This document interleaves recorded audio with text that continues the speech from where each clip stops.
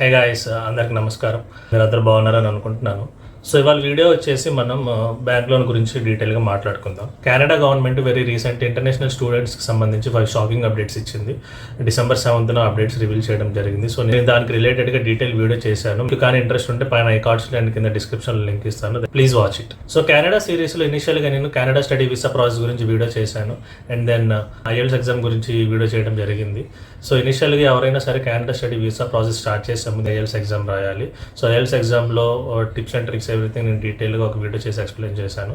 So అది కింద డిస్క్రిప్షన్లో ఇస్తాను. సో IELTS ఎగ్జామ్ మనకి స్కోర్ కార్డ్ వచ్చిన తర్వాత కాలేజ్ ఆర్ యూనివర్సిటీ అనేది మనం చూస్ చేసుకోవాలి. సో మీ ప్రోగ్రామ్ తగ్గట్టుగా, మీ కరికులం తగ్గట్టుగా, మీ ఇంట్రెస్ట్ని బేస్ చేసుకొని కాలేజ్ ఆర్ యూనివర్సిటీ అనేది మనం చూస్ చేసుకోవాలి.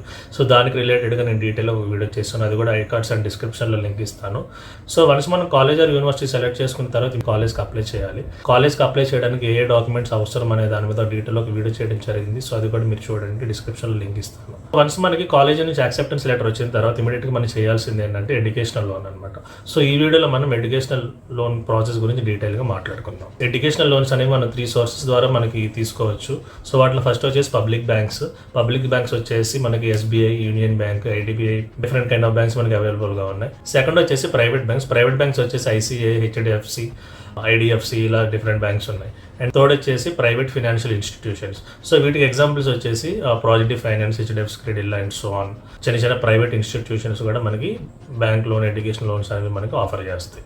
సో మనం public banks, private banks or private financial institutions వీటిలో మనం దేని నుంచి అయినా సరే మన లోన్ అనేది తీసుకోవచ్చు. బ్యాంక్స్ అనే వాళ్ళు ఎడ్యుకేషనల్ లోన్స్ వచ్చేసి మనకి 2 రకాలుగా ఆఫర్ చేస్తారు, collateral loans and non collateral loans. Collateral loans కింద మనం కొన్ని డాక్యుమెంట్స్ సబ్మిట్ చేయాల్సి వస్తుంది. సో ఆ డాక్యుమెంట్స్ వచ్చేసి ఫార్మింగ్ ల్యాండ్స్ కానీ, వెకెంట్ ల్యాండ్స్ కానీ, ప్రైవేట్ ప్రాపర్టీస్ కానీ, అపార్ట్మెంట్స్ కానీ, మన ఓన్ హౌస్ కానీ, ఇండిపెండెంట్ హౌస్లు కానీ, ఏమైనా కమర్షియల్ కాంప్లెక్స్లు కానీ, ఇవన్నీ కొలాటరల్ లోన్ కింద వస్తాయి. బేసిక్గా చెప్పాలంటే ఇమ్మూవబుల్ అసెట్స్ని మనం కొలాటరల్ లోన్స్ అనొచ్చు అనమాట. సో ఈ ఇమ్మూవబుల్ అసెట్స్ని మన బ్యాంక్లో సబ్మిట్ చేసి మన రిక్వైర్మెంట్కి తగ్గట్టుగా మనం లోన్కి అప్లై చేసుకోవచ్చు. ఫర్ ఎగ్జాంపుల్ మన ప్రాపర్టీ వాల్యూ వచ్చేసి లెట్స్ 80 lakhs కానీ ఉంటే, సో వాళ్ళు మనకి 80 lakhs ఎవరు, మన రిక్వైర్మెంట్ 40 or 50 lakhs ఉంటే దాంట్లో మళ్ళీ 10% కట్ చేసి ప్రాబ్లీ 40 lakhs అలా ఇవ్వచ్చు అనమాట. So it completely depends on our property valuation and hour requirements. So ఈ కొలాటరల్ లోన్ అనేవి మనకి పబ్లిక్ బ్యాంక్స్ ఆఫర్ చేస్తాయి అండ్ ప్రైవేట్ బ్యాంక్స్ కూడా ఆఫర్ చేస్తాయి. సో ప్రైవేట్ బ్యాంక్స్లో కానీ, పబ్లిక్ బ్యాంక్స్లో కానీ మనం ఇనిషియల్గా డాక్యుమెంట్ సబ్మిట్ చేయాలి. డాక్యుమెంట్ సబ్మిట్ చేసిన తర్వాత గ్యారెంటీ సైన్ కూడా వాళ్ళు కంపల్సరీగా తీసుకుంటారు. అండ్ ఆ గ్యారెంటీ సైన్ అనేది నాకు తెలిసినంత వరకు మన బ్లడ్ రిలేషన్ అయి మాత్రమే ఉండాలి. ఆర్ ఎల్స్ కొన్ని బ్యాంక్స్ వచ్చేసి ఫర్ ఎగ్జాంపుల్ IDBI కానీ, SBI కానీ ఇలాంటివి ఏంటంటే ఎవరైనా గవర్నమెంట్ ఎంప్లాయీస్ యొక్క సిగ్నేచర్ కూడా యాక్సెప్ట్ చేస్తారు. లైక్ వాళ్ళు కూడా మనకి గ్యారెంటీగా ఉండొచ్చు. తర్వాత నాన్ కొలాటరల్ ఎడ్యుకేషనల్ లోన్స్ వచ్చేసి మనకి public banks, private banks and private financial institutions 3 మనకి ఆఫర్ చేస్తాయి. నాన్ కొలాటరల్ లోన్లో పబ్లిక్ బ్యాంక్స్ వచ్చేసి మనకి 7 to 7.5 lakhs వరకు ఆఫర్ చేస్తాయి. ఫర్ ఎగ్జాంపుల్ IDBIలో మనకని నాన్ కొలాటరల్ లోన్ కానీ కావాలంటే వాళ్ళు మనకి 7.5 lakhs వరకు ఆఫర్ చేస్తారు. కాకపోతే ఇందాక చెప్పినట్టుగా మనము ఎవరైనా గవర్నమెంట్ ఎంప్లాయీని వాళ్ళు గ్యారెంటీగా మనం కోసైనర్ కింద వాళ్ళ చేత సిగ్నేచర్ చేయించాలి. నాన్ కొలాటరల్లో ప్రైవేట్ బ్యాంక్స్లో వచ్చేసి మనకి రిక్వైర్మెంట్ తగ్గట్టుగా మనకి లోన్స్ ఇస్తాయి. కాకపోతే ఏంటంటే కంపల్సరీగా మనము కోసైనర్ అనేది కంపల్సరీగా ఉండాలి. కోసైనర్ అనేవాడు మన బ్లడ్ రిలేషన్ అయి ఉండాలి. లైక్ మన ఫాదర్ కానీ, మదర్ కానీ, సిస్టర్ కానీ, బ్రదర్ ఇన్ లా కానీ, ఆర్ వైఫ్ యొక్క సిస్టర్ కానీ, ఎవరైనా సరే బ్లడ్ రిలేషన్ అయి ఉండాలి. ప్రైవేట్ ఫైనాన్షియల్ ఇన్స్టిట్యూషన్స్లో కూడా కంపల్సరీగా HDFC క్రెడిట్ లా కానీ, ప్రాజెక్ట్ ఫైనాన్స్ కానీ వాళ్ళు కూడా కంపల్సరీగా కోసైనర్ అనే వాళ్ళు కావాలి. కోసైనర్ కూడా బ్లడ్ రిలేషన్ అయి ఉండాలి. నెక్స్ట్ వచ్చేసి డాక్యుమెంట్స్ అనమాట. So what are the documents required while applying for educational loan అనేది కానీ మనం చూస్తే కొలాటరల్ లోన్ కానీ, నాన్ కొలాటరల్ లోన్ కానీ డాక్యుమెంట్స్ అనేవి ఆల్మోస్ట్ సిమిలర్గా ఉంటాయి. సో డాక్యుమెంట్స్ వచ్చేసి మన అకాడమిక్ డాక్యుమెంట్స్ సబ్మిట్ చేయాలి. మనకని వర్క్ ఎక్స్పీరియన్స్ కానీ ఉంటే ప్రీవియస్ కంపెనీస్ యొక్క వర్క్ ఎక్స్పీరియన్స్ డాక్యుమెంట్స్ సబ్మిట్ చేయాలి. వాటితో పాటు ITR returns, last 2 years ITR returns submit చేయాలి. And last 3 to 6 months pay slip submit చేయాలి. తర్వాత IELTS score card, GRE score card submit చేయాలి. GRE స్కోర్ కార్డ్ ఉంటే ఓకే, ఒకవేళ కానీ లేకపోతే IELTS స్కోర్ కార్డ్ అనేది కంపల్సరీగా సబ్మిట్ చేయాలి. And then college acceptance letter. USకి వచ్చేసరికి I-20 అని అంటారు, మన కెనడాకి వచ్చేసరికి ఏంటంటే కాలేజ్ యాక్సెప్టెన్స్ లెటర్ అని ఉంటుంది, అది సబ్మిట్ చేయాలి. అండ్ తర్వాత మన identity proofs like Aadhaar card, pan card and passport అనేవి కంపల్సరీగా సబ్మిట్ చేయాలి. సో ఇప్పుడు నేను చెప్పిన డాక్యుమెంట్స్ అన్ని కొలాటరల్కి అండ్ నాన్ కొలాటరల్కి కామన్గా ఉంటాయి.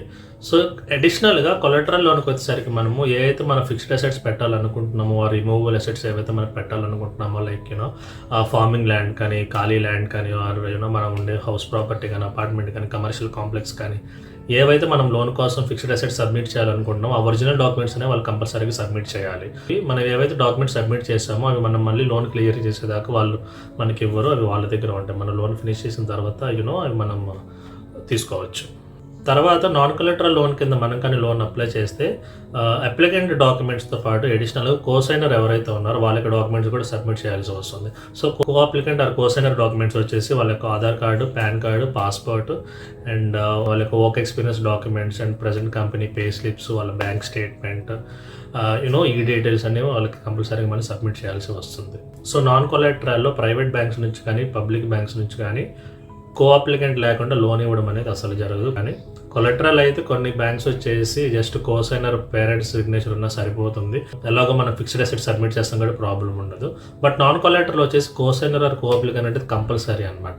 నీ ప్రొఫైల్ చాలా మంచి ప్రొఫైల్ అయినా, మంచి స్కోర్ వచ్చినా, మంచి యూనివర్సిటీ అయినా ఆర్ రీసెంట్గా నీకు వర్క్ ఎక్స్పీరియన్స్ ఉన్నా కానీ సో వాళ్ళు ఖచ్చితంగా కో అప్లికెంట్ ఉండాలని చెప్తారు.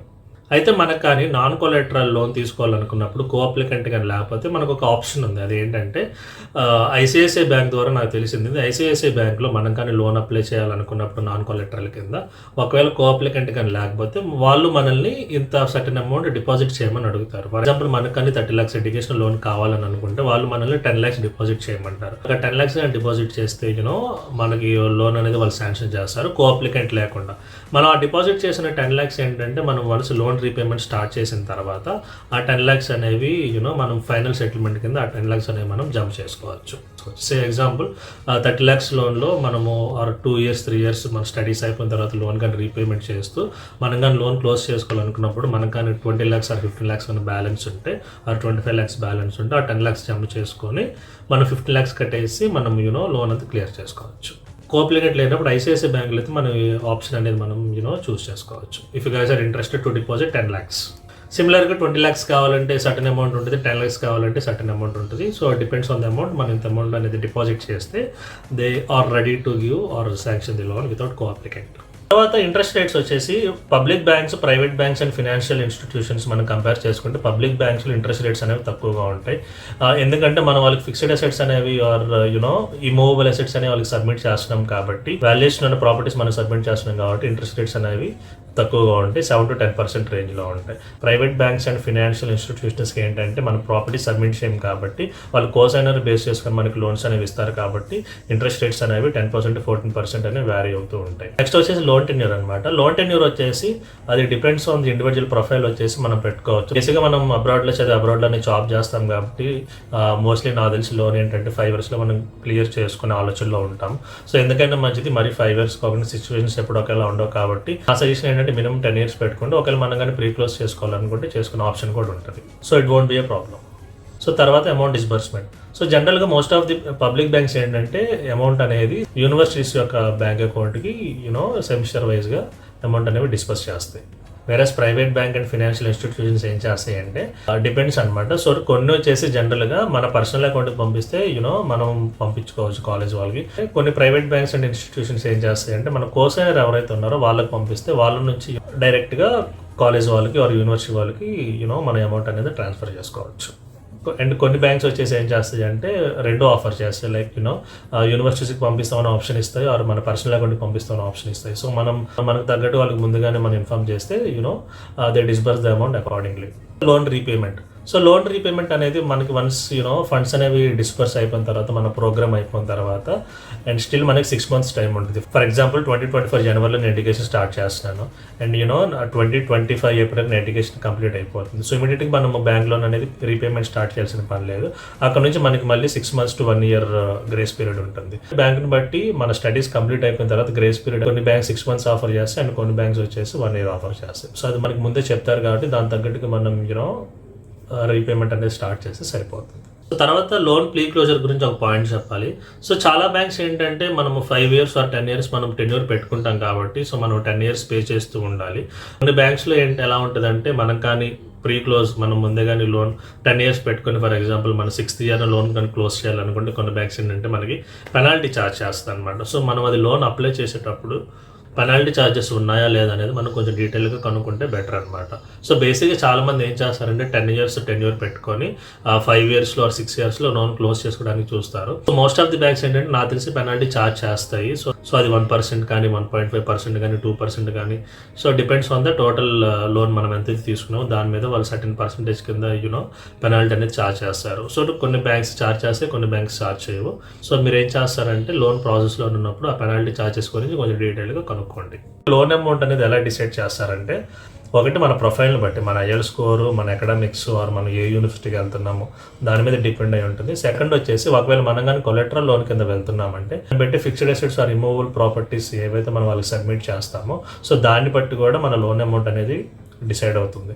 అండ్ దెన్ ఒకవేళ మనం కానీ నాన్ కొలెటరల్ కింద తీసుకున్నామంటే మన యొక్క కోసైనర్ యొక్క శాలరీస్ ఎంత ఉంది, వాళ్ళ ఇన్కమ్ రేంజ్ ఎలా ఉంది ఆర్ సిబిల్ స్కోర్ ఎలా ఉంది, మన కోసైనర్ యొక్క ప్రొఫైల్ బేస్ చేసుకుని కూడా మనకి అమౌంట్ అనేది వాళ్ళు లోన్ శాంక్షన్ చేయడం జరుగుతుంది. తర్వాత ఇంకో ముఖ్యమైన పాయింట్ ఏంటంటే చాలా banks, private banks, public banks and financial institutions కూడా ఏం చేస్తాయి అంటే ఎడ్యుకేషనల్ లోన్తో పాటు మనకు living expenses and travelling expenses కూడా కవర్ చేస్తాయి.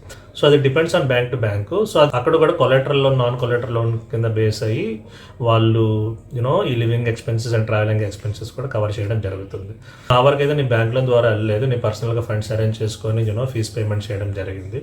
సో ఎవరైనా కానీ ఎడ్యుకేషన్ లోన్ కానీ అప్లై చేయాలనుకుంటే సో ఇవన్నీ బేసిక్ మినిమం థింగ్స్ అనమాట. ఇవన్నీ తెలుసుకొని మీకు private bank, public bank and interest rates మీకున్న అసెట్స్ని బట్టి ఇవన్నీ బేస్ చేసుకొని మీరు కొలెటరల్ లోన్కి వెళ్ళాలా, నాన్ కొలెటరల్ లోన్కి వెళ్ళాలా, ఇంట్రెస్ట్ రేట్స్ ఇవన్నీ చూసుకొని మీరు జాగ్రత్తగా proceed with applying with the bank loan. So ఈ వీడియో మీకు డీటెయిల్గా నేను ఎక్స్ప్లెయిన్ చేసి అనుకుంటున్నాను. మీకు కానీ ఎనీ డౌట్స్ ఉంటే ప్లీజ్ కామెంట్ చేయండి ఆర్ పర్సనల్గా రీచ్ అవ్వండి. I'm more than happy to give the information.